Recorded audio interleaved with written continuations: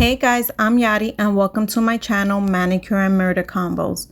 Today we will chit chat about killer Robert Zarinsky, and I will also touch on what items you need to start your own personal manicure kit. So grab yourself a snack or manicure kit or both, as you know we pass no judgments here, and let's get started. For those who are here and want to put together their own personal manicure kit, this is what I recommend. 1. Cotton balls to remove nail polish. 2. Nail polish remover. 3. Nail file. To start, I always recommend a 4-way buffer until you learn what nail files work best for you. 4. Nail clipper. 5. Cuticle pusher. 6. Cuticle nipper. 7. Cuticle oil. 8. Base coat nail polish. 9. Top coat nail polish. And 10. I always recommend 3 bottles of color nail polishes that complement your skin tone. 1 light tone, 1 medium tone, and 1 dark tone. This will prevent you from getting tired of the colors you have selected until you can grow your color selection. I know you might think that all these products are extremely expensive, and they can be depending where you purchase them from. When I started my manicure kit, I purchased a manicure kit from RiteAid that cost me about $12. I also bought my base coat and top coat polishes from there because I already knew what brand I liked. However, the rest of the items I bought were from the dollar store. In total, I spent about $25, which included taxes. Of course, if you start your entire kit from a dollar store, I say you will spend about $13 total. The only reason that I spent $12 on the RiteAid kit was 1, I had the funds to do so, and 2, I like that the kit came with a few extra items that have come in handy. And just so you know, when I went to the nail salon, I would easily spend $50 on my manicure. So with my entire purchase, I had already saved money. Also, if you're wondering if the quality of the products are good, I will say the manicure kit from RiteAid is amazing to start with, because still until this day, I have everything that came with the kit, and I bought my kit around 2016, the year 2016. The one product that I don't really use is the metal nail file. I do use it, but I use it to clean the edges when polish spills over, not to file my nails, because personally, I think it's a little too aggressive. However, to each his own. And if you're wondering if I have since purchased a new nail kit, the answer is no. Most of the new products that I have purchased are nail polish bottles, design tool, nail stickers, basically things that I like and have added to my collection. But the kit itself, no, I have not replaced it at all. I do own another cuticle nipper that I bought ages ago just to have in the house when I didn't do my own manicures. I would use it more to nip around if I felt like it or needed to. But anyway, I will put it in the description which nail kit I did get from RiteAid if you're interested. So that is that on what I recommend to start your own personal manicure kit. Of course, if you have any questions, feel free to leave a comment below and I will get back to you. So now going into our murder story. Robert Zarinsky was born on September 2nd, 1940 to Veronica and Julius, and they lived in New Jersey. Robert also had a sister named Judith Zarinsky, who later through marriage became Judith Salsa. Some facts that I gathered about Robert were that he attended Linden High School, had a violent temper, enjoyed harming and killing animals, especially birds, did have a working father, a mother that loved him so much so that she would do anything for him, which I will go into further details later on. He at one point even married a woman named Lynn Zarinsky, and together they had a son who unfortunately passed away July of 1968 due to asthma complications, about 1 month shy of his 2nd birthday. Robert also inherited his father's business, though he had physically abused his father and later refused to provide his father with financial support while he was sick. Lastly, Robert had prior dealings with law enforcement for desecration of a few hundred headstones at the Rosedale Linden Cemetery and setting 5 lumberyard fires. He maintained he was insane and did not know right from wrong. I leave my opinion to the experts on that one. He was also a self-styled Nazi who commanded 2 or 3 like-minded friends, but in his mind, he led an entire army and went by the name Lieutenant Schaefer, Schaefer, leader of the American Republican Army. So anyway, going on. So Robert was a convicted murderer and suspected serial killer from Linden, New Jersey. Though suspected, he was never arrested for those murders as probable cause was not established. Later on, I will mention a few names of the suspected victims of Robert. Although Robert was never arrested for his suspected murders, Robert was sentenced to life in prison for the 1969 murder of Rosemary Candelario of Atlantic Highlands, New Jersey. Rosemary was a 17-year-old girl from Atlantic Highlands, New Jersey, who disappeared on August 25th, 1969, after going out to the corner store for a carton of milk.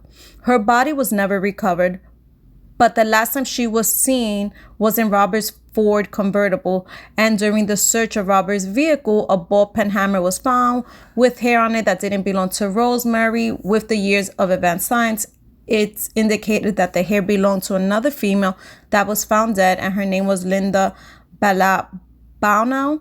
But back to Rosemary's case, Robert was convicted in 1975 of her murder, and he was sentenced to life in prison with an annual parole review for her murder.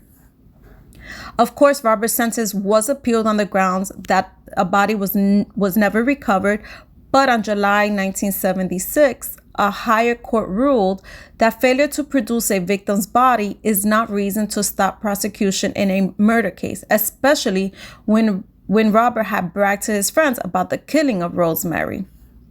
During Robert's trial in 1975 for the murder of Rosemary, his wife Lynn took the stand in her husband's defense and told the jury that a pair of blue bikini panties taken from Robert's car belonged to her. She also told them that she was with her husband on the night of August 25th, 1969, when Rosemary disappeared. His mother doted on her son, even though she knew that he would beat Judith on a point that she couldn't even go to school. So basically, like, the mother would defend him. The wife obviously sees nothing wrong with what he's doing. So basically, these two women, are going about their way to protect him. But anyway, initially, Robert denied committing the murders, but sometime in the year 1988, Robert admitted that he had accidentally killed Rosemary when he accidentally backed her over with his car and buried her body in a grave in Northwest New Jersey. He also stated to another investigator that he had thrown her body into the Atlantic Ocean. Robert was the first person in New Jersey to ever be convicted of murder without a body being found. While in prison, Robert had contacted the authorities when his yearly statement of his mutual fund account that he had inherited from his mother did not arrive at his prison address.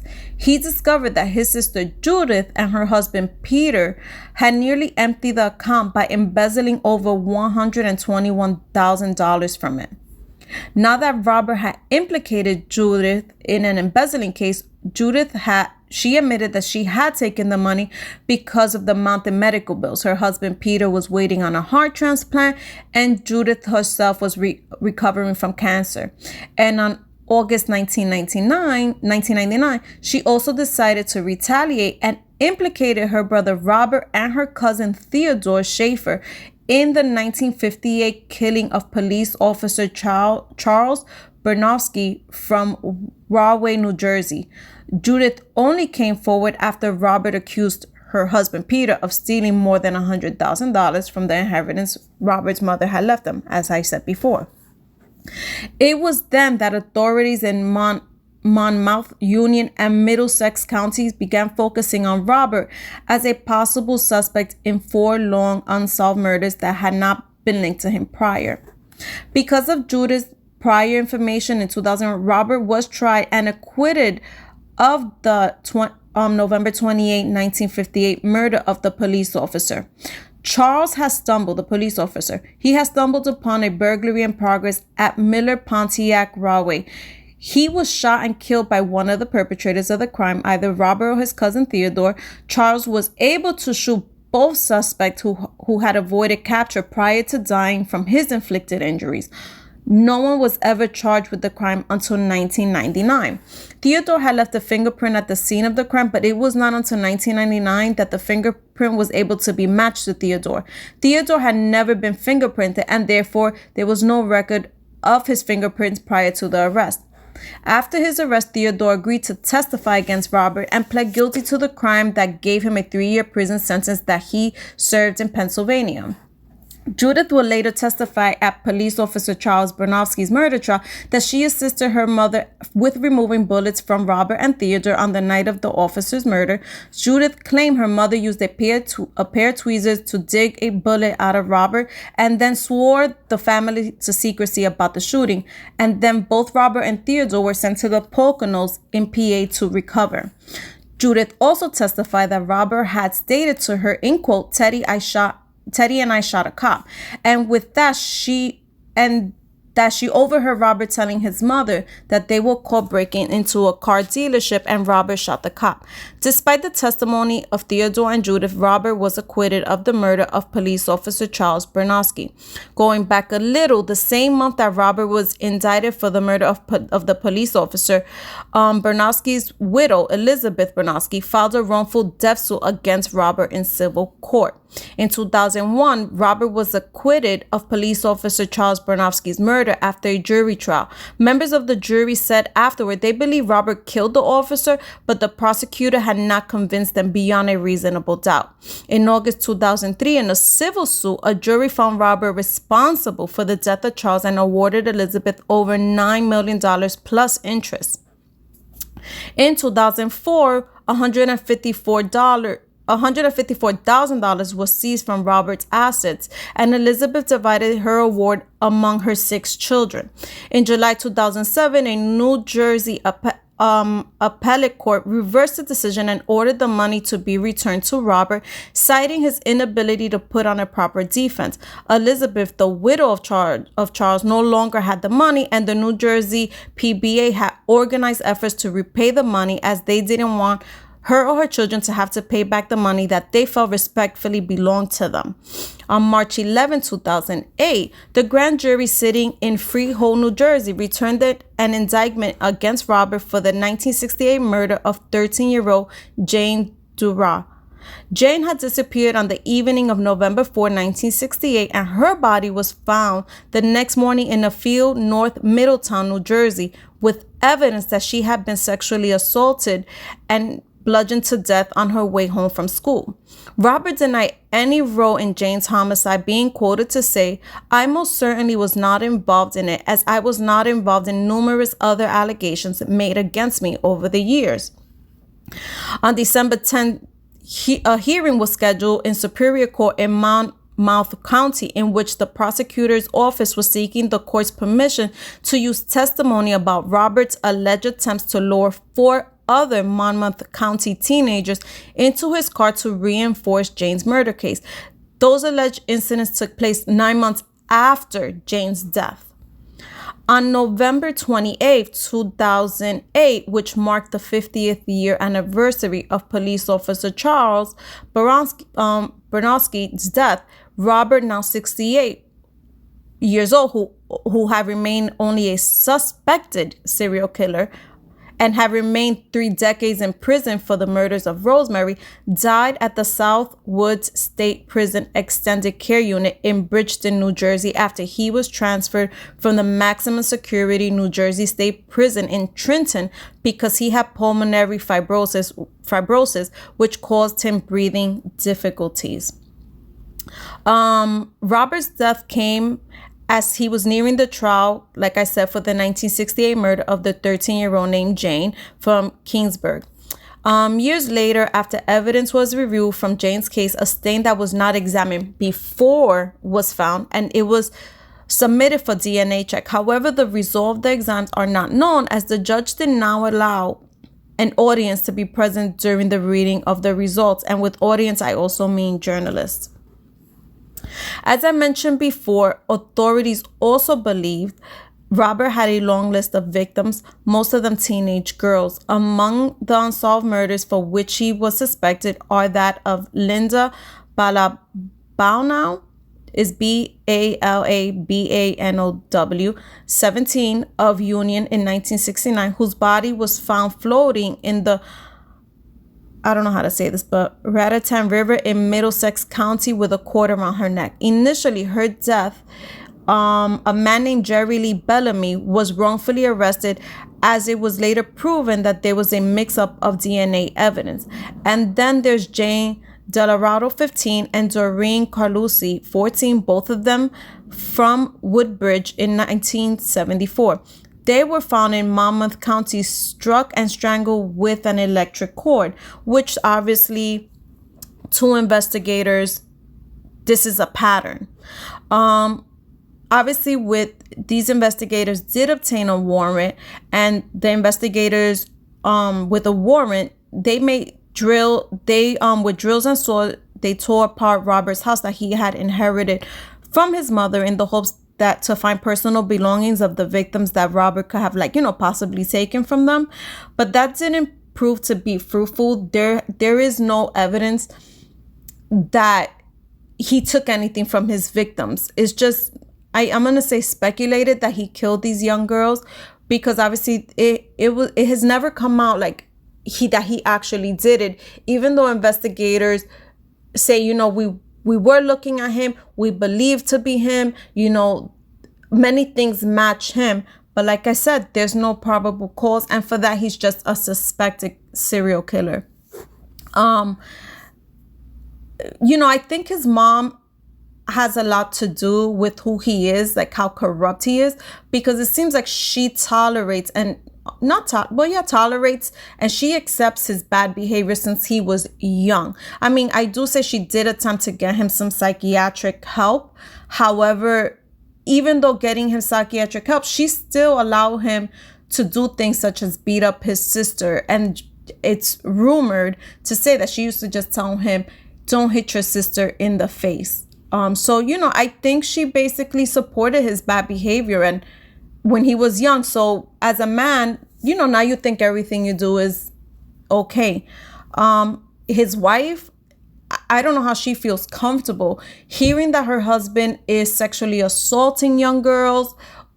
Well, just one at the time. But then you hear that your husband's sexually assaulting a young girl and you go to court and say, well, those panties are mine, or I was with him the whole night. I don't know what possessed her to say that. To me, if you see your spouse is killing people or has other women in the car and he even admits to killing her but says a mistake, why are you saying you're with him? Why are you saying those are your undergarments? To me, it's such a, I don't know. I think to me it's wrong. Obviously his sister, I don't think she's a gem either. It's not like she came out with the news that her brother was a criminal. It basically took for her to be accused of doing something to him, for her then to come out and say, oh no, well, I have this information on him and I'm only telling you because now he wants money. So her mind's not in the right place either. You're here supporting your brother's nonsense as well for a couple of years as well. So she is, to me, Judith is no better. I have nothing to say about the cousin. Obviously, he's a criminal too. He's a murderer too. But it is what it is. I did leave in the description what color I use. Oh, I think, yes. Dancing Salsa from Salon Perfect. That polish costs $4 and I love it. I think it's pretty cool. And stamping, I'll put in the description below where I bought my stamping supply and what brand is it. So anyway, my loves, that is all I have for you for today. And you remember to say no to murderers and yes to murder stories. And I will definitely catch you guys next week. At the end of the video, I'll do a closer, a close-up of my nails of how they looked. But I hope you guys enjoy. And like I said, I will catch you guys next week. And next week, I will also talk a little bit more about stamping.